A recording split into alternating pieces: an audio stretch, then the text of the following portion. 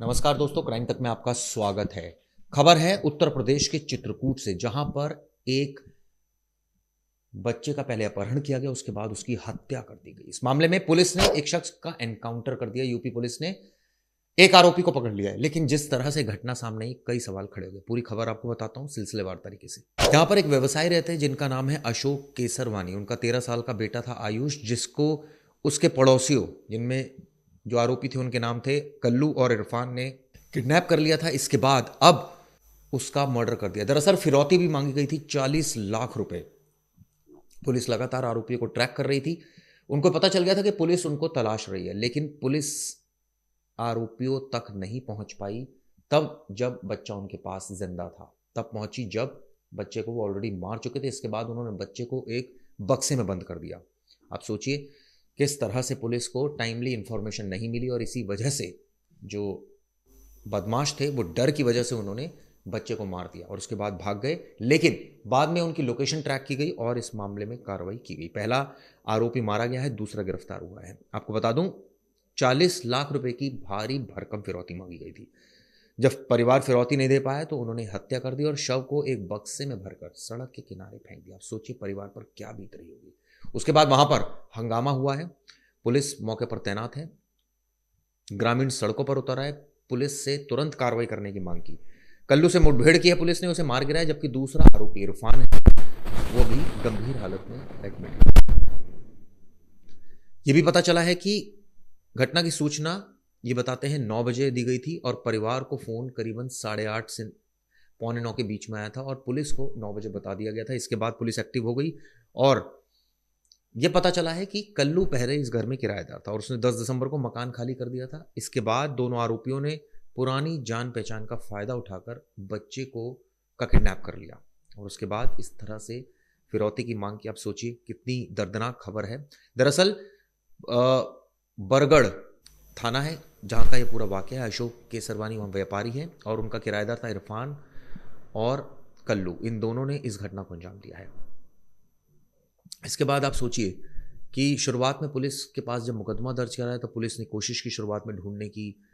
इसके बाद exact location जो आरोपियों की नहीं मिल पा रही थी, जिस वजह से पुलिस को काफ़ी दिक्कतों का सामना करना पड़ रहा था और इसी वजह से जो आरोपी थे वो फरार हो गए। उनको बीच में ये भी इंफॉर्मेशन मिल गई कि पुलिस को सारी जानकारी हो चुकी है। 2 घंटे में हत्या के आरोपी एनकाउंटर में ढेर कर दिए गए, इस तरह की जानकारी भी है। यह अपहरण आपको बता दूं गुरुवार शाम 6 बजे अपहरण हुआ था और आप सोचिए 2 घंटे व्हाट्सएप पर फोन कर 40 लाख की फिरौती मांगी और उसके बाद ये घटना आज सुबह 5 बजे लोकेशन ट्रैक कर बदमाशों के पुलिस घर पहुंची और उसके बाद वहीं पर पुलिस को बच्चे की लाश मिली। 7:30 बजे दोनों बदमाशों को घेर लिया। उन्होंने पुलिस पर फायरिंग की। जवाबी कार्रवाई में ये बदमाश एक मारा गया। बरगढ़ बाजार में कारोबारी हैं अशोक केसरवानी, परिवार के साथ रहते हैं। उनका बेटा घर के बाहर खेल रहा था, अचानक गायब हो गया। उसके बाद खोजबीन की, पता नहीं चला। रात 8 बजे आप सोचिए उनके परिवार पर, उनके फोन पर एक कॉल आता है जिसमें वो कहता है कि मैं किडनैपर बोल रहा हूँ, आपका बच्चा मेरे पास है, नहीं तो बच्चे को मार देंगे। आप सोचिए एकदम हड़कंप मच गया, घबरा गए, पूरा परिवार घबरा गया। उसके बाद तुरंत पुलिस को सूचना दी। पुलिस ढूंढती रह गई, लेकिन आरोपियों ने अपना जो कांड था उसको अंजाम दे दी। व्हाट्सएप नंबर से कॉल की गई तो उसकी लोकेशन ट्रेस की तो कारोबारी के घर से 100 मीटर दूर मिली। वो इरफान का घर था। वहां एक बक्सा मिला जिसमें ताला लगा था। आप सोचिए ताला तोड़वाया गया, यानी कि पुलिस इधर उधर ढूंढ रही थी लेकिन लाश 100 मीटर की दूरी पर ही थी। अब लोकेशन मिलने में क्यों देरी हुई, ये सबसे बड़ा सवाल है। इसके बाद नेशनल हाईवे पर उनके जो घर वाले थे उन्होंने जाम लगाया। एसएसपी का बयान भी इसमें सामने आया। उन्होंने कहा प्रयागराज के शंकरगढ़ में रहने वाले कल्लू और इरफान कारोबारी के घर में किराए पर रहते थे। 10 सितंबर को कारोबारी ने घर खाली करा लिया था। सितंबर की बात है, दिसंबर की नहीं। इसके बाद दोनों कारोबारियों के घर से 100 मीटर दूर रहने लगे, लेकिन इनको पता था कि कारोबारी के पास अच्छा पैसा है, उनका बेटा है, उसका किडनैप अगर कर लिया तो अच्छी रकम मिल सकती है। बदमाशों ने अशोक से किला चौराहे पर दुकान भी किराए पर ले रखी थी, जहां दोनों बक्सा बनाने का काम करते थे। आप सोचिए बक्सा बनाने का ये काम करते थे और जो उनके ये बताते हैं कि अशोक से किला चौराहे पर दुकान किराए पर ले रखी थी। इसके बाद दोनों पिछले कई दिनों से आयुष को बाइक चलाना सिखा रहे थे, यानी कि पूरी तरह से नोन थे और उसके बाद उन्होंने अपहरण कर लिया। इसके बाद एक अनजान नंबर से फ़ोन आता है। बरगढ़ के जब बदमाशों की लोकेशन ट्रैक की गई तो बरगढ़ के परानू बाबा जंगल में घेर लिया। आरोपी का भी बयान सामने है। उसने कहा है कि इरफान बोला है कि मैंने आयुष को नहीं मारा है।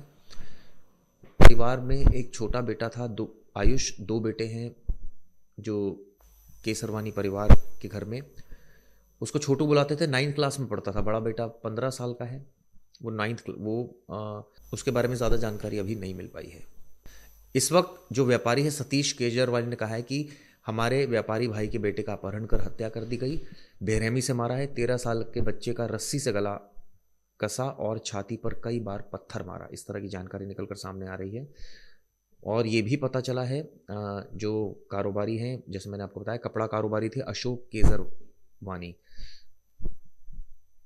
अब उनके जो रिश्तेदार उन्होंने हंगामा भी किया। पुलिस का क्या कहना है सुनिए। ये आयुष सनोक अशोक इनके किराएदार थे पहले जी, इरफान, और इरफान का एक वर्कर है पल्लू जी, तो उन्हीं के साथ बच्चा मिलता जुलता रहता था जी। कल भी आप लोगों ने उसकी जो क्लिप देखी जिसमें उसकी मोटरसाइकिल सिखा रहे थे जी, तो उन्होंने ही ये जो इन्होंने नामित भी किया है जी, और अभी बॉडी बरामद कर ली गई है और जो भी साक्ष्य हैं आपके सामने आने वाले। आरोपियों के ऊपर किस प्रकार की कार्रवाई की जाएगी? यथाशीघ्र कार्रवाई की जाएगी, बहुत सख्त कार्रवाई की जाएगी। जनता को कैसे आश्वस्त करेंगे? हम कठोर कार्रवाई करेंगे।